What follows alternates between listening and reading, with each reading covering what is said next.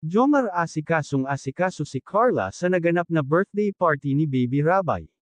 Bago ko ipagpatuloy ang maiksing reaction video na ito, hiling ko lang na patapusin ang panunood nito para malaman ang nilalaman nito, at kung bago ka pa lang sa munting channel na ito, paki-subscribe para lagi kang updated sa video ng mga kalingap. At pakisuportahan natin ang ama ng kalingap na si Val Santos Matubang, Ate Edna Vlog at si Kalingap Rab. Isang mapagpalang araw sa inyong lahat mga kalingap, at shout out nga pala sa patuloy na sumusuporta sa aking YouTube channel, lalong-lalo na sa mga viewers natin na walang sawang nanunood at sumusuporta. Salamat.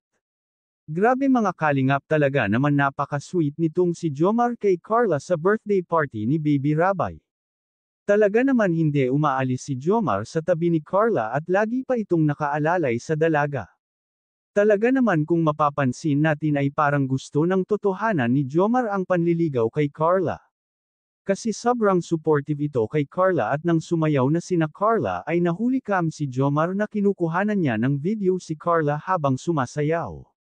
Maraming ang humanga kay Jomar dahil kahit love team lang sila ni Carla ay hindi niya ito pinapabayaan at lagi lang ito nakaalalay sa dalaga. Nagmistula tuloy silang artista na pinagtitinginan ng mga netizen. At maraming kinilig sa pinapakita nilang sweet sa isa't isa, maraming ang nagsasabi na bagay daw silang dalawa. Ayun pa nga sa haka-haka ng mga netizen na kaya daw bantay sarado si Jomar kay Carla ay dahil may pinagseselosan daw ito. Pero para sa akin wala naman sigurong pinagseselosan si Jomar. At alam din naman ni Jomar na love team lang sila ni Carla, kaya wala sigurong issue na ganun. Mga viewers lalong humanga sa pinakita ni Carla dahil marunong na ito makisalamuha sa tao. Alam na niya kung paano sabayan ang love team nila ni Jomar, hindi na ito kailangan turuan. Malaki talaga ang naging improvement ni Carla sa pagiging love team nila ni Jomar, kaya naman kahit si Kalingap Rab ay natutuwa sa love team nilang dalawa, dahil kahit si Kalingap Rab ay kinikilig pag nag-uusap na silang dalawa.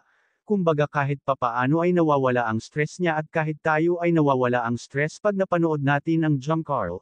Hanggang dito na lang ang update ko mga kalingap, maraming salamat at God bless sa inyong lahat.